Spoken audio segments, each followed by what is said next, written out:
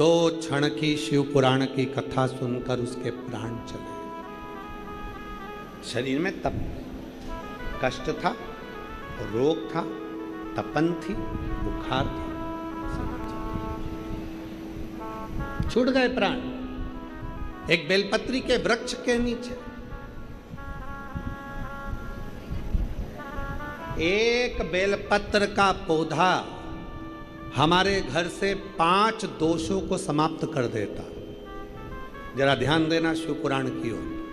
बेलपत्र का पौधा जिसके घर में होता है 5 दोष समाप्त कर देता है। पहला, वास्तु दोष को बेलपत्र का पौधा समाप्त कर देता है।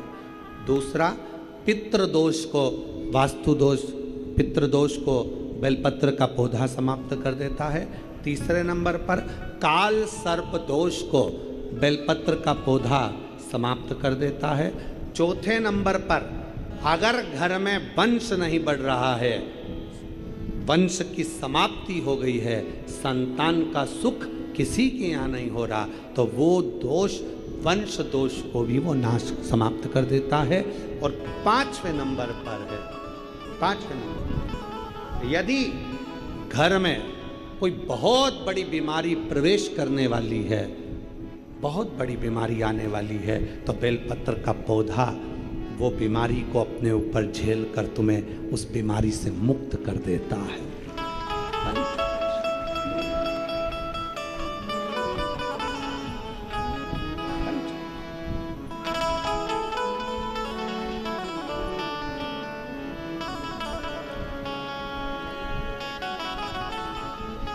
बेलपत्र का पौधा कई दोषों के निवारण के लिए मूल होता है। इसीलिए कहते हैं जब कोई बहुत तकलीफ में आ जाओ, बहुत कष्ट में आ जाओ, बहुत परेशानी में आ जाओ, हर तरह से जब लगने लगे कि हर तरह से कोई सुख नजर ही नहीं आ रहा, कोई रास्ता ही नहीं, एक पत्र है। एक लड़का बोलता है, क्या मैं इनकम टैक्स का सबसे बड़ा ऑफिसर बन सकता हूँ? एक लड़का कहता है, क्या मैं इनकम टैक्स का सबसे बड़ा ऑफिसर बन सकता हूँ? और माँ कहती है कि तू एक काम कर। सियोर वाला बाबा कहता है, बेलपत्र की लकड़ी का चंदन बना, शिव जी पे लेपन कर और विद्या अध्ययन कर, अच्छा पढ़, अपनी मेहनत को 4 गुना कर। सियोर वाला बाबा कहता है, जब अपनी मेहनत 4 गुनी होती है तो उसका फल जरूर मिलता है। लड़के ने अपनी माँ से शर्त लगाया, क्या मैं इनकम टैक्स का बड़ा ऑफिसर बन सकता हूँ? और माँ ने कह दिया, दुनिया का ऐसा कोई पद नहीं है जो तुझे नहीं मिल सकता, बस मेहनत करना पड़ेगी,